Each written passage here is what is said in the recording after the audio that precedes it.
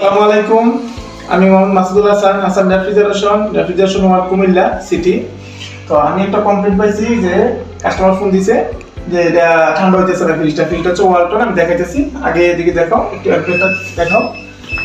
অ্যাম্পিয়ারটা আছে এখন 1.2।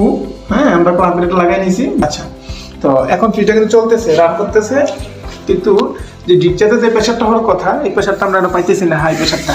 হালকা একটা হিট আছে, ভালো হিট পাচ্ছি না, সম্ভবত গ্যাসের ঘাটতি হয়েছে। তো আমরা ইনশাল্লাহ প্রায় 15 মিনিট সুইচটা চালাইছি, 20 মিনিট। এখন দেখি ভিতরের অংশটা কি।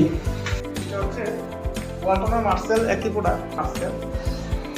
তো এই জিনিসটা আমরা এখন চালাইছি, এই একটা সাইডে শুধু আইসিতেছে, কিন্তু আছে না, এই যে একটা সাইডে শুধু আইসিতেছে, কিন্তু বাকি সাইডে কোনো আইস নেই, পানির মধ্যে কোনো প্রেশার নেই, তার মানে গ্যাসের ঘাটতি আছে। হ্যাঁ,